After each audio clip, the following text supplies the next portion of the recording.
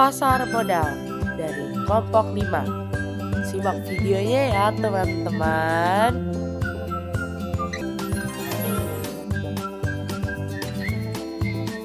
Pasar modal. Pasar modal adalah tempat atau sarana untuk bertransaksi jual beli instrumen keuangan jangka panjang, seperti saham, obligasi, reksadana, dan derivatif. Dengan kata lain, pasar modal mempertemukan pihak yang memiliki kelebihan dana dengan pihak yang membutuhkan dana melalui perdagangan sekuritas atau surat berharga. Sejarah pasar modal.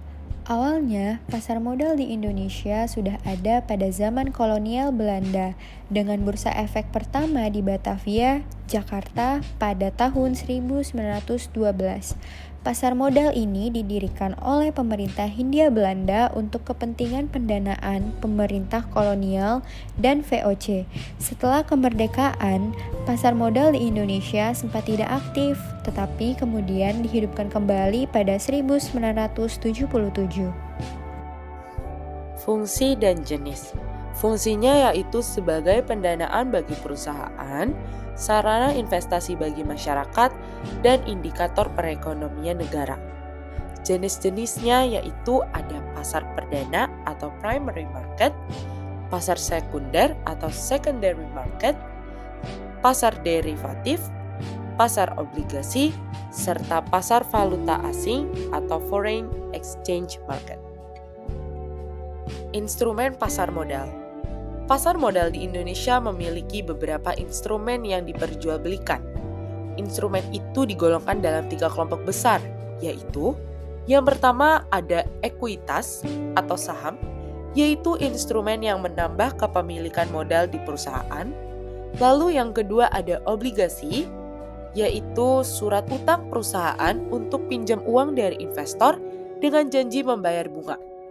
Dan yang ketiga ada derivatif, yaitu instrumen turunan dari sekuritas utama, contohnya saham, seperti warrant atau right.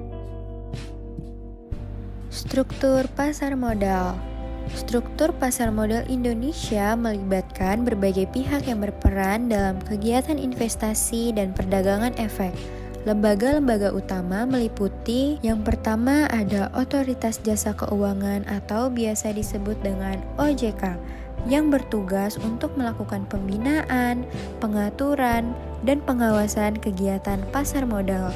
Yang kedua, Bursa Efek Indonesia atau BEI yang menyelenggarakan dan menyediakan sarana transaksi jual beli efek.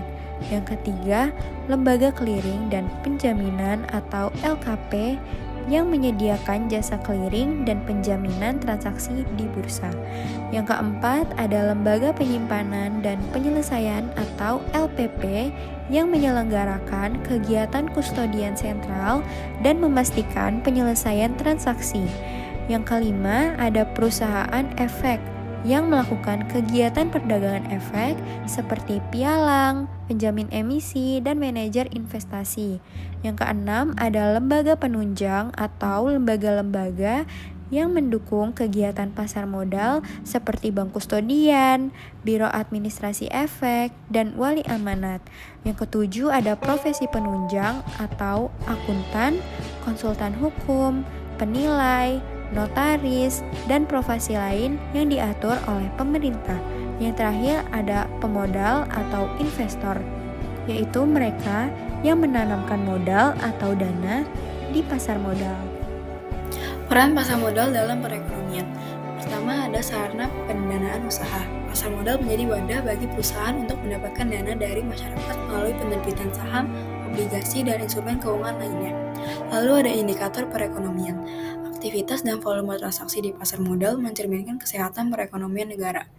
Peluang investasi, pasar modal memberikan kesempatan kepada masyarakat untuk berinvestasi dan turut serta dalam pertumbuhan ekonomi negara.